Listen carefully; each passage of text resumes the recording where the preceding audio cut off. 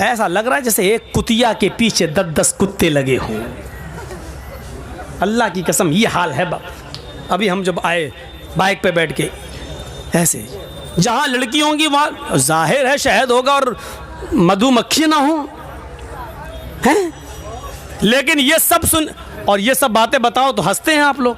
ये नहीं सोचते कि घूमने वाली हमारी बहनें हैं। कोई अपनी बहनों पे हंस रहा है।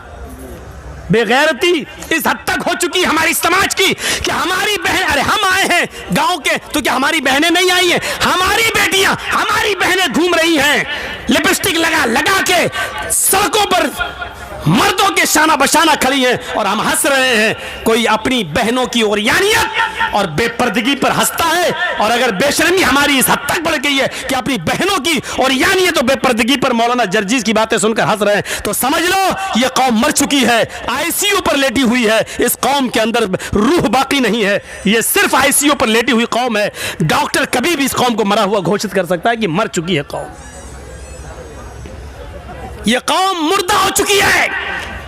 जलसों में, जलसों के नाम पर जमा की हुई भीड़ में लड़कियों और औरतों के लिए बाजार बंद नहीं कराए जा सकते हैं। और जलसों में भी लड़कियां और औरतें शॉपिंग करती हुई नजर आए तो रूह निकल चुकी है इस कौम के अंदर से। मौलाना जर्जीस मुर्दों से बातें कर रहा है, कब्रिस्तान में पड़ी हुई लाशों से बातें कर रहा है। किसी जिंदा जावेद कौम से मुखातब नहीं है, किसी बारूह कौम से मुखातब नहीं है।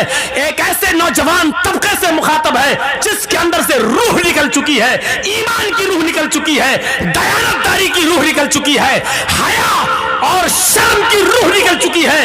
एक बेशरम समाज, एक बेशरम कौम से हम मुखातब होकर गुफ्तगू कर रहे हैं। एक मरी हुई लाश और मरी हुई कौम से हम आज खिताब कर रहे हैं। यह एहसास लेकर यहां से उठिए। आज मैंने मौलाना अबुल कलाम आजाद वाले जुमले दोहराए हैं।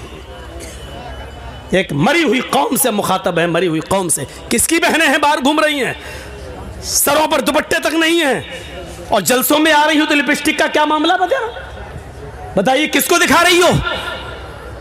चिपके हुए कपड़े और चिपकी हुई लेगी, पैरों से चिपके हुए कपड़े किसके लिए?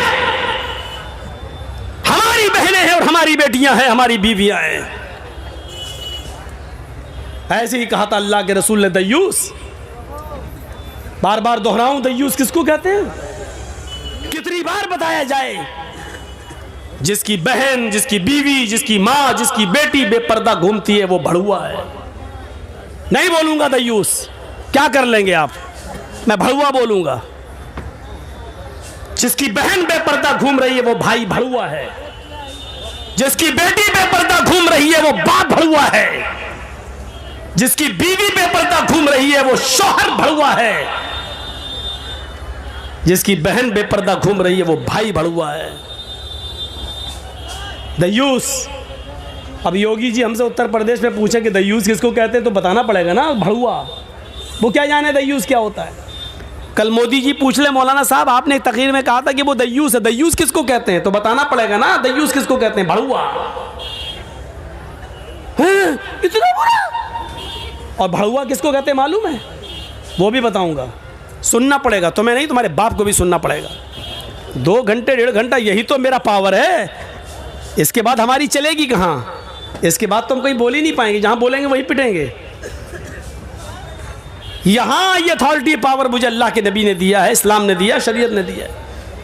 भड़ुआ कहते हैं उसे जिसने अपनी माँ बहन बेटी को चकले पे बिठा दिया हो और उनसे जिना करवा रहा हो और उनकी कमाई खा रहा हो, इसको कहते हैं भड़ुआ।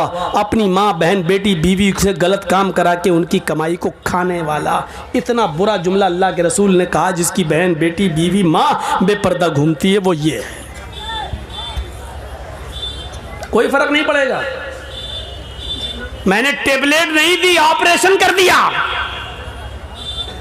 लेकिन कोई फर्क नहीं पड़ेगा। हम जो करते आए वही करेंगे।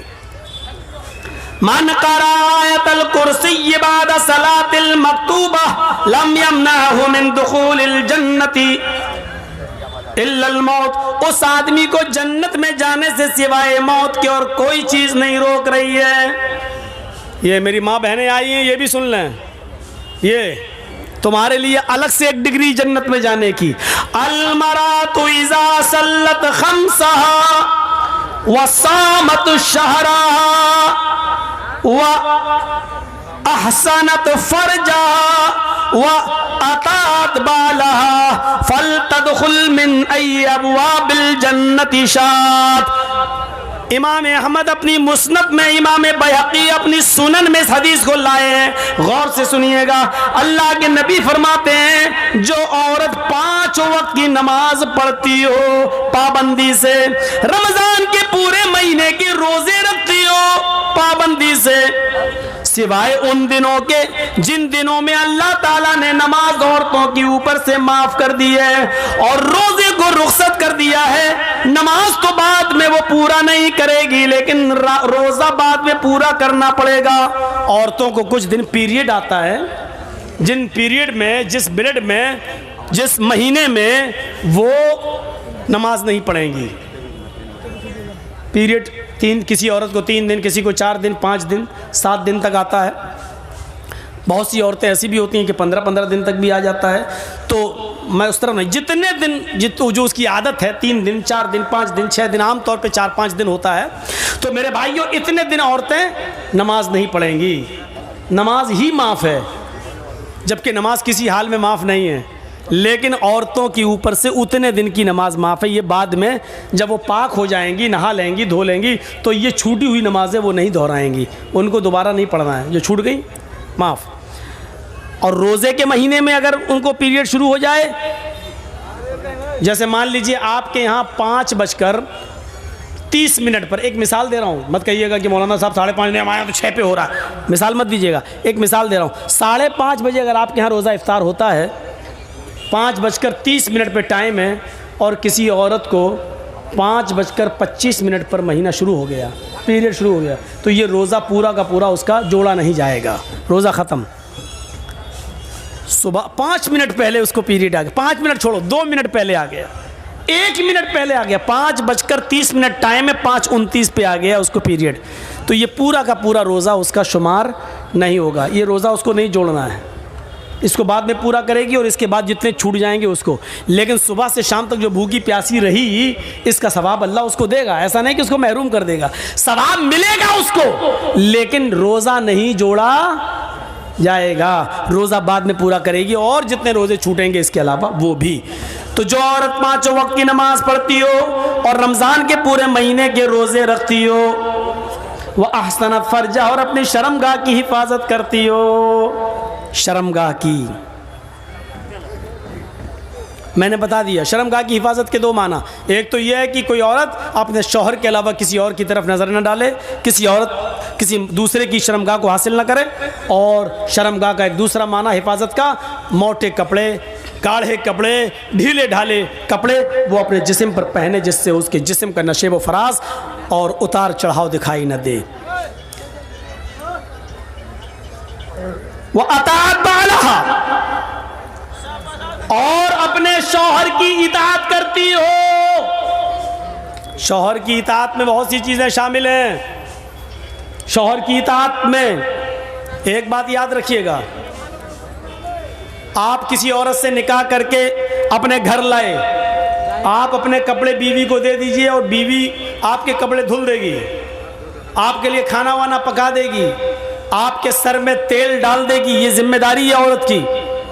हज़रत आयशा अल्लाह के नबी सल्लल्लाहु अलैहि वसल्लम के सर में तेल उस वक्त भी डालती थी जब अल्लाह के रसूल एतिकाफ में बैठते थे और अपना सर हुजरे में कर लेते थे।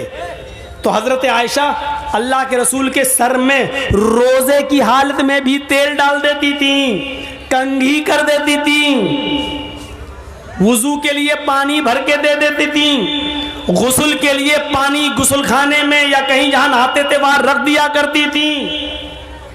पता ये चला कि कंघी कर देना, शौहर के सर में तेल डाल देना, शौहर के लिए पानी गर्म कर देना या पानी गुस्ल खाने में रख देना, टॉवल वगैरह रख देना, लुंगी वगैरह रख देना कि नहाकर मेरे हस्बैंड चेंज करेंगे, ये सारी चीजें औरत की जिम्मेदारी में शामिल हैं और शौहर की इताअत में शामिल हैं। लेकिन इसके बाद इसके अलावा अब आप चाहें कि मेरे कपड़े के साथ साथ मेरी अम्मा के भी कपड़े धोए, मेरे बाप के भी कपड़े धोए, मेरी बहनों के भी कपड़े धोए, और मेरे जितने भाई हैं उनके भी कपड़े धोए, तो माफ़ कीजिएगा वो आपकी बीवी है, आपकी नौकरानी नहीं है। शरीयत ने उसको इस बात का मुकल्लफ नहीं किया है।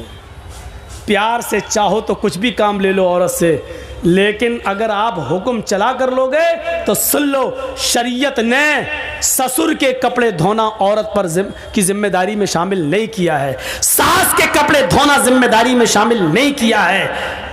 वो तुम्हारे बच्चे को दूध पिला देती है, ये भी बहुत बड़ी बात है। अगर वो चाहे तो तुमसे दूध पिलाने का पैसा भी ले सकती है। बेटा तुम्हारा, बच्चा तुम्हारा, हम दूध पिला रहे हैं तो हमें पैसा दो, इतना महीना दो, और आपको देना पड़ेगा।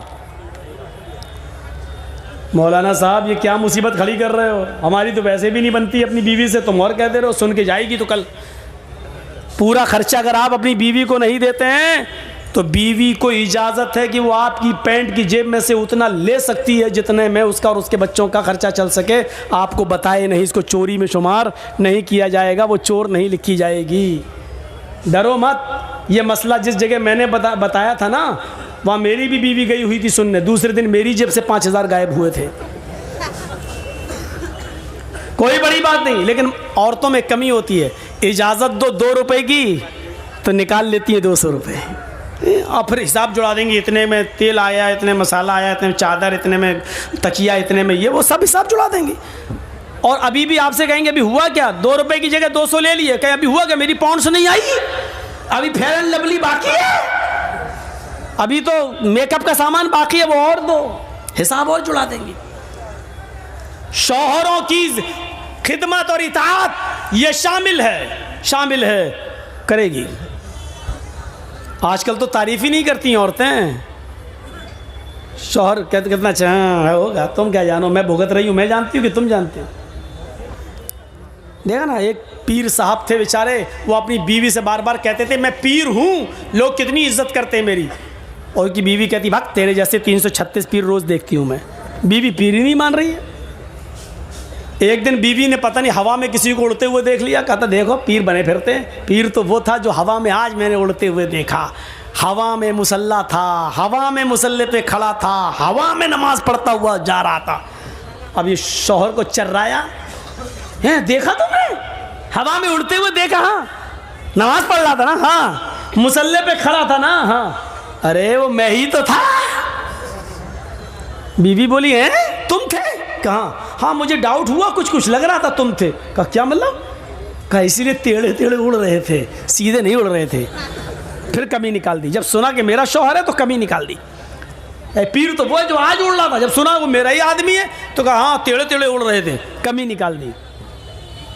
ये हाल। एक पीर साहब को उसके मुरीद ने सपने में देखा।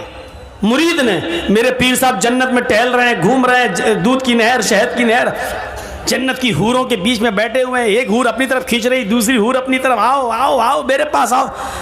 आँख खुल गई, सुबह फजर की नमाज़ पढ़ी, फजर की नमाज़ पढ़ के जाने लगे, चलो अपने पीर साहब को खुशखबरी दें, कितने अच्छे हो, खुश नसीब हो, जन्नत में मैंने तुम्हें देखा। जैसे ही घर गए, दरवाज़ा खटखटाने से पहले देख रहे हैं कि दरवाजे के अंदर आवाज़ आ रही है, तड़ा तड़ तड़ा तड़ मारपीट की आवाज़ चल रही है। उनने ज़रा खिड़की के सांस से झांक के देखा तो क्या देखते हैं कि पीर साहब की बीवी झाड़ू से पीट रही है पीर को। ये बेचारा परेशान, मैंने तो कल ख्वाब में जन्नत में देखा, यहाँ तो बहुत बुरा हाल है हमारे पीर साहब का। अब वो जाने लगा, इतने में पीर साहब बाहर निकले, कहते ए इधर आओ भाई। वो आया, भाई कैसे आए थे, कहा कुछ नहीं मैं जा रहा हूँ यार, जिस काम से आए थे वो काम हुआ ही नहीं मेरा, जा रहा हूँ मैं। नहीं तुम्हें बताना पड़ेगा, किसी काम से आए थे। अरे वो काम आपके बस का नहीं है, मुझे जाने दीजिए भाई। कहा नहीं आप काम बताओ, मैं पीर हूँ, मेरे बस का काम नहीं है। कहा अरे भाई नहीं है यार आपके बस का। कहा बता रहे हो कि नहीं बता रहे हो। कहा कि आप मजबूर कर रहे हैं तो सुनो, कल मैंने रात में ख्वाब में देखा आपको कि आप जन्नत में घूम रहे हैं, जन्नत में टहल रहे हैं, तरह तरह की नेमतें आपके पास पास मौजूद हैं, और जन्नत की 70-70 हूरों के बीच में आप बैठे हैं। वो खींच रही पहले मेरे पास, वो खींच रही मेरे पास। ये नक्शा देखकर मुझे रश्क आ गया। मैं आपको मुबारकबाद देने आया कि चलो अपने पीर को खुशखबरी सुनाऊं। तो देख रहा हूं कि क्या खुशखबरी सुनाऊं। जो जन्नत में कल आराम से टहल रहा था वो बीवी के हाथ से पिट रहा है। यहां पर स्वागत हो रहा है चप्पल झाड़ू से। पीर साहब बोले, मेरे भाई तूने जन्नत में जो देखा है कल रात में ख्वाब में, वो बिल्कुल ठीक देखा है, वो मैं ही था। आप थे। अब भी बोलना मैं था। खास थे तुम तो घर में पिट रहे। पीर साहब ने कहा पिट रहे ना, तुम्हें यह नहीं मालूम कि अल्लाह ने मुझे जन्नत दी क्यों है? तुमने जो रात में जो जन्नत देखी है, जन्नत में मुझे देखा है, वो सही देखा, लेकिन अल्लाह ताला ने जन्नत हमें दी कैसे वो तो पता लगाओ। कहा कैसे? कहा मैं तुम तो आज देखे हो, मैं तो 18 साल से अपनी बीवी की झाड़ू से रोज पिटता हूं, रोज पिट रहा हूं। और अपनी बीवी की मार खाने पर जो हमने सब्र किया है, अल्लाह ने सब्र के बदले में हमें जन्नत दी है। मुरीद कहता है अच्छा ठीक है भाई साहब, आप सब्र ही करते रहिए, जन्नत में जाइए, एक औरत से पिटिए, 70 औरत तुम्हें मिलेंगी, मैं जा रहा हूँ। तो ये औरतों का मैं ये वाक़या बता रहा हूँ। ये वाक़या हकीकत में लिखा हुआ है किताब में, हालांकि फ़र्ज़ी होगा, जिसने भी लिखा है उसने कोई हवाला तो दिया नहीं है, लेकिन मैं ये बताना चाहता हूँ, उसने सिर्फ औरतों के बारे में बताना चाहा कि औरतें आज शौहरों पर इतना जुल्म करती हैं, इतना ये बताना चाह रहा था वो। लेकिन मुझे मालूम है कि फ़र्ज़ी होगा, क्योंकि बीवी से ज़्यादा ये, लेकिन ये सच्चाई है कि बीवी से ज़्यादा शौहर के हालात कोई नहीं जानता। आपकी कमज़ोरी क्या आपकी बीवी जानती होगी। एक बार कोई थे बेचारे, उन्हीं के नाम पे पूरी बरेलवियत का नाम रखा हुआ है। बरेली के एक मस्जिद में तकरीर कर रहे थे वो, और तकरीर करते करते भूल गए। तो अब बड़ी बदनामी होगी, इतने बड़े मौलाना भूल कैसे गए? तो ऐसे कहने लगे, चल हट, दूर दूर दूर। अब तकरीर ख़त्म करने के बाद जब हटे तो लोगों ने पूछा ये क्या हो गया था मौलाना साहब हजरत? वो बोले साहब खाने काबा में कुत्ता घुस गया था, उसको भगा रहा था मैं। बैठे बरेली में और कुत्ता कहाँ का भगा रहे हैं? खाने काबा का। बीवी भी जलसा सुनने आई थी। अच्छा, दूर की नज़र बड़ी तेज़ है।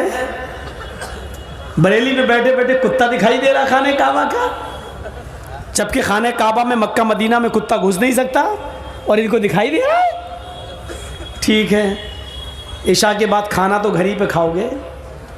भूख लगी है, खाना लाओ। बीवी ने गोश्त का शोरबा नीचे डाल दिया प्लेट में, ऊपर से सूखे चावल डाल दिए, दस्तरखान पे रख दिया, लो खाओ, मैं पानी लेके आ रही हूँ। जब तक पानी लेके आई देखा ये बैठे हुए हैं। कहा अरे तुमने शुरू नहीं किया खाना का? मैं खाना रख दी। अरे पागल है क्या, सादा चावल खाएंगे? वाइट चावल ला के रख दिए, सादा सादा। अरे इसमें डालने के लिए कुछ तो लाओ। आपको मालूम नहीं है? का क्या मालूम? ओह, अभी तो 1-2 घंटे पहले मगरिब के बाद अभी तो कुत्ता भगा रहे थे खाने काबा का, इतने दूर का कुत्ता दिखाई दे रहा था, और इस चावल के नीचे गोश्त और शोरबा मैंने पहले डाल दिया, वो दिख ही नहीं रहा तुम्हें? कुत्ता दिखाई दे रहा है, चावल का शोरबा नहीं दिखाई दे रहा है जो नीचे डाला। पगड़ी हटाई हजरत ने, जाते घर का भेदी लंका ढाए। मेरी बीवी यहाँ कह दिया बाहर मत कह देना, वरना लोगों का भरोसा उड़ जाएगा मेरे ऊपर से। ये लोग हैं, इतने नज़दीक का इल्म नहीं, और खाने काबा का कुत्ता इनको दिखाई दे रहा है। तो ये चीज़ें होती हैं। बीवी शौहर की अकल भी ठीक कर देती है। तो 4 चीज़ें बताई हैं।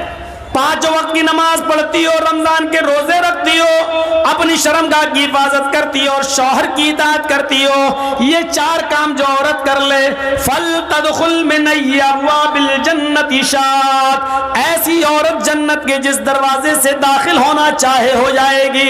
उसके लिए जन्नत के 8 दरवाजे खुले हुए होंगे। ऐ अल्लाह की बंदी, तू जिस दरवाजे से जाना चाहे चली जा। ये औरत के लिए जन्नत में जाने का रास्ता। मेरी माँ बहनों, एक और रास्ता तुम्हें देता हूं जन्नत में जाने का, लीजिए। जाअतनी साइला, हजरत आयशा फरमाती है कि मेरे पास एक मांगने वाली आई, और माहा सबयान, उसके साथ 2 छोटे छोटे बच्चे थे। मेरे पास एक मांगने वाली आई, दो छोटे छोटे बच्चे थे, बुखारी शरीफ की हदीस के अल्फाज हैं, और आकर कहने लगी शैअन लिल्लाह, अगर घर में खाने पीने को कुछ हो तो दे दो, मेरे बच्चों ने कई दिन से खाना नहीं खाया है। हजरत आयशा फरमाती है मेरे पास एक खजूर था, एक खजूर, बुखारी में एक खजूर, और मुस्लिम में भी हदीस आई है लेकिन उसमें 3 खजूर का जिक्र है। मेरे पास एक खजूर था, ये तो बुखारी में, मेरे पास 3 खजूर थे, ये मुस्लिम शरीफ में, मेरे पास 1 या 3 खजूर थे, मैंने उसको रख दिया था, अल्लाह के नबी आएंगे भूखे होंगे तो मैं उनको दे दूंगी, वो खजूर खा के पानी पी लेंगे। मेरी माँ बहनें सुन रही हो, 1 खजूर था, मैंने उसको उठाकर रख दिया। ये औरतें थी उस जमाने की, एक एक खजूर को कायदे से रखना जानती थी। तुम तो अपने जहेज के बर्तन नहीं रख पाती हो, अपने माँ की तरफ से मिला हुआ सामान भी हिफाजत नहीं कर पाती हो, तुम तो अपने जहेज के सामान को कैसे चुन चुन के रखा जाए ये भी तुम्हें तरीका नहीं मालूम। 1 खजूर, अम्मी आयशा कहती है कि मैंने उसको अल्लाह के नबी के लिए रख दिया था। शौहर की तड़प देखिए, शौहर की खिदमत देखिए, खुद नहीं खा रही हैं, भूखी हैं, लेकिन शौहर की पहले फिक्र हो रही है। वो खजूर मैंने उठाई और वो खजूर उठाकर मैंने उस औरत को दे दिया, ले मेरे पास इस खजूर के अलावा कुछ नहीं है। ये वाकया सुन लीजिए मेरे भाइयों, बड़ा दिलचस्प है। जैसी उस मांगने वाली को मैंने वो खजूर दिए, उस मांगने वाली ने अपने दोनों छोटे छोटे बच्चों के सर पे हाथ रखा और उस खजूर के 2 टुकड़े कर दिए, बीच से गुठली निकाली और गुठली को फेंक दिया और उस खजूर के 2 टुकड़े